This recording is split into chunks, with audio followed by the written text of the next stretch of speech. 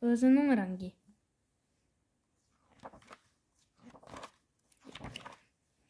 Şatotu yeşil renklik. Altın beylik kızıl renklik. Pil kül renk. Bip al renk. Barlıq hayvanatlarının özünün rengi var ekan.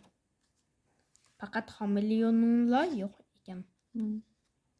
Ular nagila barmısun rengi özlikidinla özgürüp ketedi ekan.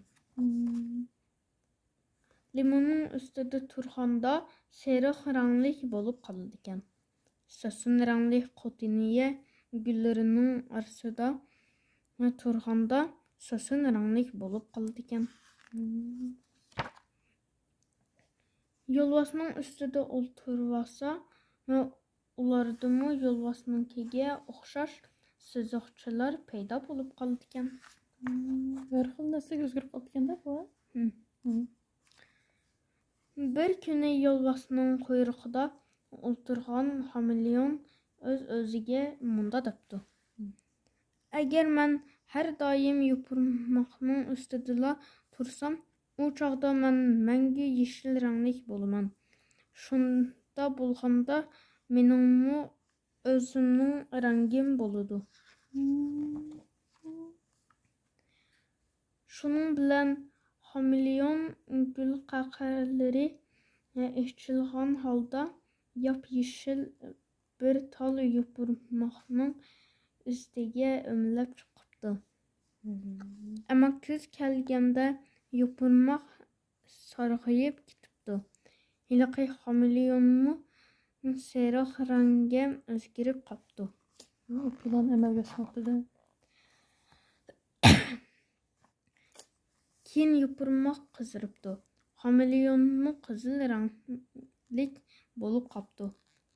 Keyin qishning sovuq shamoli yopirmoqni shexdan o'chiribdi.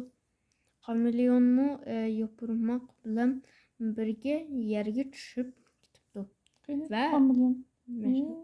va o'lmabdi. Bu Mehmonda yaxshi. Bu o'z kitob tuya ketdi. Hikoya oxirlashida bu o'lsa bu bosh qahramon hikoya. Lekin u taraf cho'ng bo'lishi mumkin. Egizdan tushib ketgan bo'lsa, yorilib qolgan bo'lishi mumkin. Lekin kichikmi bo'lishi mumkin.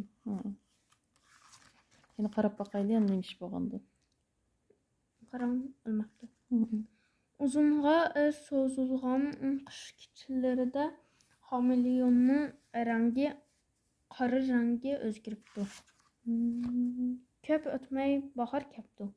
U sirtqa chiqib bir parcha o'tloqqa kelibdi. U joyda u boshqa bir hameleonga uchrabdi. U yana bir hameleonga o'zining azobliq hikoyasini so'zlab beribdi. Acaba bizning o'zimizning rangi bo'lmasmi deb so'rabdi. Qo'shni o'ylabdi-da qishicha.